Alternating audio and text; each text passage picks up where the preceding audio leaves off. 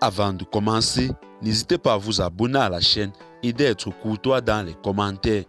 Du côté du Mali, militaire ivoirien arrêté.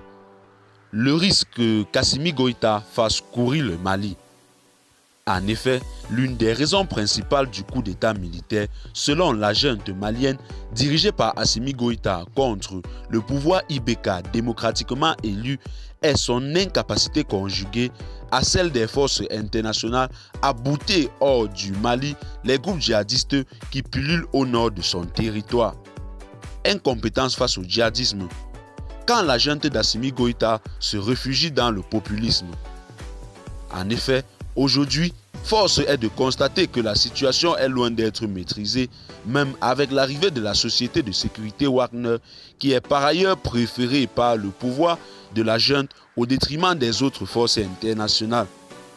En effet, elle use subtilement des stratagèmes populistes pour justifier le coup d'État et son maintien au pouvoir.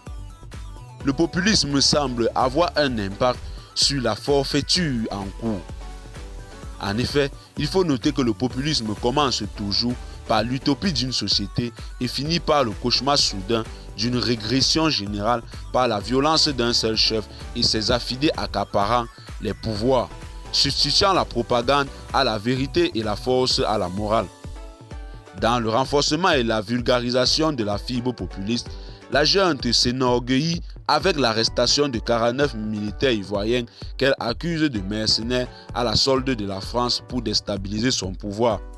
Il faut noter qu'elle a rompu toute relation diplomatique et militaire avec la France, qui était l'un des premiers pays sur le théâtre des opérations militaires lorsque les djihadistes étaient en pleine expansion et en phase de prendre la capitale Bamako. Cette arrestation et détention injuste des soldats ivoiriens discréditent la junte militaire et risquent de causer au peuple malien d'énormes difficultés socio-économiques eu à l'égard de sa dépendance économico-énergétique à la Côte d'Ivoire. Eh bien, chers téléspectateurs, c'est tout pour cette note d'information. Que pensez-vous de cette situation qui sévit présentement entre la Côte d'Ivoire et le Mali? Eh bien, laissez-nous en commentaire vos impressions et à très bientôt pour une nouvelle note d'information.